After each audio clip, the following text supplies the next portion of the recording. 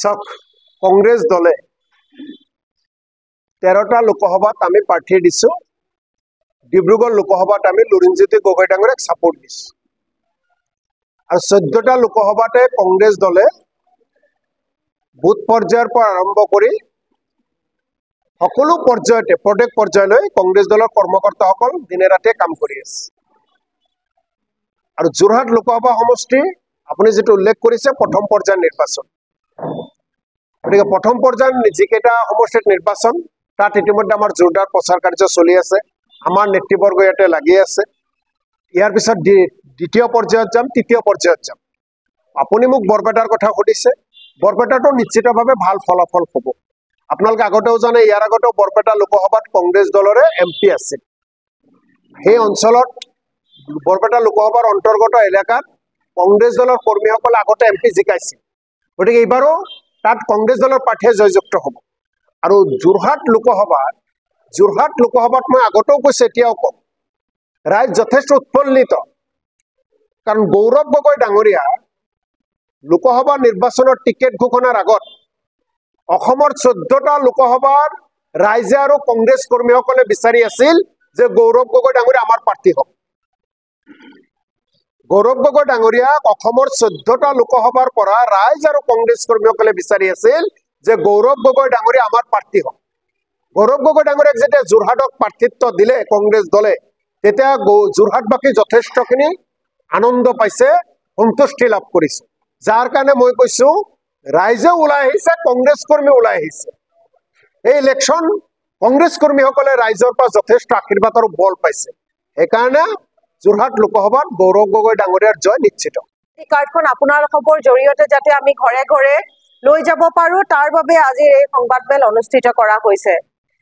আমাৰ নেতা ৰাহুল গান্ধী ডাঙৰীয়া ইতিমধ্যে আপোনালোকে সকলোৱে গমেই পায় কন্যাকুমাৰীৰ পৰা কাশ্মীৰলৈ ভাৰত জোড়ো যাত্ৰা মণিপুৰৰ পৰা মহাৰাষ্ট্ৰ মুম্বাইলৈ ভাৰত জোড়ো ন্যায় যাত্ৰা কৰাৰ সময়ত তেওঁ জাতি ধৰ্ম বৰ্ণ নিৰ্বিশেষে বিভিন্ন জাতি জনজাতি সকলোৰে লগত প্ৰতিজন ব্যক্তিৰ লগত তেওঁ কথা পাতি তেওঁলোকৰ সমস্যাসমূহৰ বিষয়ে তেওঁ বুজ লৈছে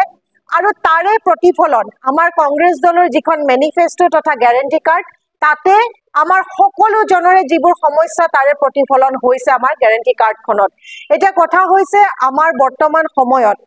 কৃষক যুৱ শক্তি মহিলা শ্ৰমিক সকলোৰে লগত অন্যায় হৈছে এতিয়া 40% বৰ্তমান সময়ত আমাৰ শিক্ষিত নিবনুৱা আছে বিজেপি চৰকাৰ অহাৰ পিছত 30%তকৈও অধিক নাৰীজনিত অপৰাধ হৈছে আমি সকলোৱে দেখাই পাইছো যে ডাবল ইঞ্জিনৰ চৰকাৰৰ নামত ফিতাহি মাৰি ফুৰা বিজেপি চৰকাৰ চলি থকা মণিপুৰত কেনেকুৱা ধৰণৰ লোমহৰ্ষক এক ঘটনা হৈ গৈছে য'ত নেকি আজিও আমাৰ মনত পৰিলে গাৰ নোম শিয়ৰি উঠে গতিকে মই বৰ বেছি দীঘলীয়া নকৰো যিহেতু আমাৰ মাজত আমাৰ সকলোৰে প্ৰিয় নেতা গৰাকী আছে তেখেতে আমাৰ কংগ্ৰেছৰ গ্যাৰান্টি কাৰ্ডখনৰ বিষয়ে আপোনালোকৰ আগত সম্পূৰ্ণকৈ অৱগত কৰিব আপোনালোকক যাতে ৰাইজে প্ৰতিটো কথা বুজি পায় এতিয়া কথা হৈছে যে 2024 চনত আমাৰ কংগ্ৰেছ আৰু মিত্ৰ দলৰ যেতিয়া চৰকাৰ আমি গঠন কৰিম লগালগ আমাৰ যিবোৰ গ্যাৰান্টি দিয়া হৈছে এই গ্যাৰান্টিসমূহ আমি আখৰে আখৰে পালন কৰিম বুলি আমি প্ৰতিজ্ঞাবদ্ধ বৰ্তমান আমাৰ যিবোৰ সমস্যাৰে আমি জৰ্জৰিত হৈ আছো সেই সমস্যাবোৰ আমাৰ কংগ্ৰেছ দলৰ লগতে আমাৰ যি মিত্ৰ দলৰ চৰকাৰ হ'ব আমি নিৰ্মূল কৰিবলৈ সক্ষম হ'ম বুলি আমি আশাবাদী মই আমাৰ নেতা শুভ্ৰমিত্ৰ গগৈ ডাঙৰীয়াক দুআষাৰ ক'ব বিচাৰিছো তেখেতে দুআষাৰ ক'ব আপোনালোকৰ সম্বন্ধী অসম প্ৰদেশ কংগ্ৰেছ কমিটিৰ সন্মানীয় মুখপাত্ৰ বৰ্ণালী ফুকন ডাঙৰীয়া আপোনালোকক সকলোবোৰ আগধৰিলেই তথাপিও মই দুআষাৰ ক'ব বিচাৰিছো যে আপোনালোকে গম পাইছে যে আমাৰ নেতা ৰাহুল গান্ধী ডাঙৰীয়াই যি পদক্ষেপ লৈছে যে তেখেতে সেইদিনা আমাৰ সৰ্বভাৰতীয় কংগ্ৰেছ কমিটিৰ কেন্দ্ৰীয় অফিচত কেন্দ্ৰীয় কাৰ্যালয়ত তেখেতে আমাৰ কংগ্ৰেছ দলৰ গ্যাৰান্টি কাৰ্ডখন উন্মোচন কৰিলে আৰু তাত তেখেতে এষাৰ কথা কৈছে যে আমাৰ গ্যাৰান্টি কাৰ্ডৰ প্ৰথম মূল লক্ষ্যটো হৈছে যে আমি প্ৰথম বছৰত আমাৰ যিখিনি ধৰক আমাৰ উঠি অহা যুৱক যুৱতী আছে তেওঁলোকক আমি 1 লাখকৈ টকা দিয়াৰ কথা ভাবিছোঁ আমাৰ দলৰ প্ৰথম কথা মানে প্ৰথম ধৰক যিটো প্ৰতিশ্ৰুতি আৰু বাকীখিনি ধৰক আপোনালোকে জানেই আৰু যেহেতু সেকেন্ড গ্যাৰান্টিটো হ'ল যে প্ৰতি বছৰে 1 লাখ টকা প্ৰতিজন দৰিদ্ৰ পৰিয়াললৈ এগৰাকী মহিলাৰ বাবে গ্যাৰান্টি দিব মহিলাৰ কাৰণে মানে গ্যাৰান্টি এটা দিছে যে মহিলাৰ বাবে ন্যায় আমি কৈ আছো যে আমি ভাৰতবৰ্ষত আমাৰ নেতাজনে ন্যায় যাত্ৰা কৰিলে আৰু তেখেতে ভাৰতবৰ্ষৰ সমগ্ৰ ৰাজ্যত যেতিয়া ঘূৰি পেলাই গম পালে যে কিহৰ কাৰণে ধৰক আমি কোন কি ক্ষেত্ৰত পিছ পৰি আছো সেইখিনি ধৰক সেই পিছ পৰি থকা মানে ক্ষেত্ৰবিলাক আমি যাতে আগুৱাই যাব পাৰোঁ সেইকাৰণে তেখেতে এই গ্যাৰান্টিখিনি আগভাগ লৈছে ধৰক এতিয়া আমাৰ মই বিশেষকৈ ক'ব বিচৰা নাই যেহেতু আমাৰ ইয়াত আমাৰ সন্মানীয় কাৰ্যকাৰী সভাপতি আছে আমি তেখেতক বাকীখিনি কথা আগধৰিবলৈ মই অনুৰোধ কৰিলোঁ বিজেপি দল ৰাইজৰ ওচৰত দায়বদ্ধতা হোৱা বুলি তেওঁলোকে নিবিচাৰে বিজেপি দল দায়বদ্ধতা হ'ল পুঁজিপতিসকলৰ ওচৰত আদানী আম্বানী যিসকল পুঁজিপতি যিসকলে বেংকৰ পৰা কোটি কোটি লোন লৈ দেশৰ পৰা পলায়ন কৰিছে তেওঁলোকৰ প্ৰতি দায়িত্ব পালন কৰাটো বিজেপি দলে সদায় ভাবে ৰাইজৰ প্ৰতি দায়িত্ব পালন কৰাটো বিজেপিয়ে কেতিয়াও দায়িত্ব আৰু কৰ্তব্য বুলি নাভাবে কেৱল ভোটৰ সময়তে ৰাইজৰ ওচৰত তেওঁলোকে আহে 2011 চনত লোকপিয়ল হ'ল লোকপিয়ল আজি কিমানটা বছৰ হোৱা নাই 21 চনত হ'ব লাগে হোৱা নাই তেওঁলোকে কৰোনাৰ কথা কৈছে কিন্তু 2021 চনৰ পিছতো নিৰ্বাচন হৈছে নিৰ্বাচন যদি হ'ব পাৰে বিজেপিৰ যদি ডাঙৰ ডাঙৰ ৰেলী হ'ব পাৰে লোকপিয়ল কিয় হ'ব নোৱাৰে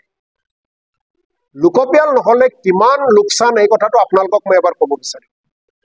আমি পঞ্চায়তে বিভিন্ন ফাইনান্স কমিশনৰ টকা পাওঁ বা বিভিন্ন ডিপাৰ্টমেন্টৰ বিভিন্ন ফাইনান্স বা বিভিন্ন আঁচনি নামত আমি টকা পাওঁ সেই টকাবিলাক যেতিয়া আবণ্টন কৰে তেতিয়া সেই লোকপিয়লত কিমান জনসংখ্যা আছে সেই অনুপাতে তেওঁলোকে ভাগ বতৰা কৰে আজি পঞ্চায়তত যদি আপুনি 15 ফাইনান্স কমিশনৰ কিমান টকা পায় এই শিৱসাগৰ বিধানসভা সমষ্টিত চাব কোনোবা এটা পঞ্চায়তত বেছি পাইছে কোনোবা এটাত কম পাইছে য'ত জনসংখ্যা বেছি আছে তাত বেছি পাইছে যাত জনসংখ্যা কম আছে তাত কম পাইছে ঠিক ভাৰতবৰ্ষতো ষ্টেট ৱাইজ তেনেকে তেওঁলোকে টকা পইচাবোৰ ভাগ কৰে আমি আজিৰ তাৰিখত 2011 চনৰ লোকপিয়লতকৈ আজিৰ তাৰিখত অসমৰ জনসংখ্যা বহু গুণে বৃদ্ধি পাইছে কিন্তু আমি কেন্দ্ৰীয় চৰকাৰৰ পৰা যিখিনি অৰ্থ সাহায্য পাই আছো 2011 চনৰ লোকপিয়ল মতে পাই আছো সেইকাৰণে আমি কংগ্ৰেছ দলে সদায় এই চৰকাৰক কৈ আছিলো যে লোকপিয়ল আপোনালোকে কৰক কাৰণ লোকপিয়ল কৰাৰ লগে লগে আমি কেন্দ্ৰৰ পৰা যেটো অৰ্থ ৰাখি আহিব তাৰ পৰিমাণ বৃদ্ধি হ'ব কিন্তু তেওঁলোকে নুশুনিলে সেইকাৰণে আমি কংগ্ৰেছ দলে স্পষ্টভাৱে গ্যাৰান্টি দিয়া হৈছে যে চৰকাৰ গঠন হোৱাৰ পিছতে লগে লগে লোকপিয়ল কৰাৰ ব্যৱস্থা কৰা হ'ব জাতি গণনা যেটো আমি কৈছো অংশীদাৰিত্ব কোনটো জাতিৰ কিমান শতাংশ মানুহ বসবাস কৰে কোনটো অঞ্চলত সেই অনুপাতে সকলোখিনি হ'ব এই কথাটো ৰাহুল গান্ধী ডাঙৰীয়া আগতে ঘোষণা কৰিছে আৰু কংগ্ৰেছ দলে গ্যাৰান্টি হিচাপে ইতিমধ্যে প্ৰচাৰ কৰিছে গতিকে নিশ্চিতভাৱে লোকপিয়ল হ'ব জাতিপিয়ল হ'ব আৰু সেই অনুপাতে সকলে নিজৰ নিজৰ অংশৰ পৰা যাতে বঞ্চিত নহয় নিজৰ নিজৰ প্ৰাপ্যৰ পৰা যাতে বঞ্চিত নহয় যাৰ কাৰণে কংগ্ৰেছ দলে অংশীদাৰিত্ব যেটো ন্যায় এই ব্যৱস্থা কৰিব বিজেপিয়ে গ্যাৰান্টি দিছিল অসমত বিদেশী মুক্ত গ্যাৰান্টি তেওঁলোকে ল'ব নোৱাৰিলে গ্যাৰান্টি তেওঁলোকে কোনো কাম কৰিব নোৱাৰিলে বিজেপিয়ে কৈছিল বানপানী মুক্ত অসম তেওঁলোকে কৰিব নোৱাৰিলে 6 জনগোষ্ঠীক তেওঁলোকে জনজাতিকৰণৰ কথা কৈছিল তেওঁলোকে নকৰিলে এনেকুৱা ভাবে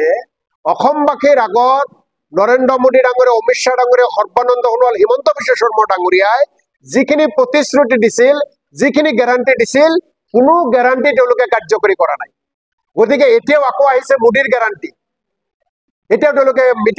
মিটিঙে টিটিঙে গান বজাইছে মোদীৰ গ্যাৰান্টি আৰে মোদীৰ গ্যাৰান্টি যিমান আগত দিছিল সেইখিনি আগতে পূৰণ কৰা বজাৰত এবাৰ টেঙাম বিক্ৰী কৰি গৈছে বিজেপিয়ে এটা আকৌ আহি কৈছে আমাৰ আম খাওক মিঠা মিঠা অসমৰ ৰাইজে বুজি পাইছে যে বিজেপিয়ে মোদীয়ে কোনো গ্যাৰান্টি তেওঁলোকে পূৰণ নকৰে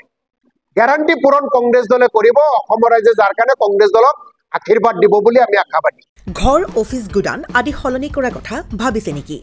পিছে সলনি কৰিব হয় সকলো বস্তু এঠাইৰ পৰা আন ঠাইলৈ সহজে নিয়াটো জানো সম্ভৱ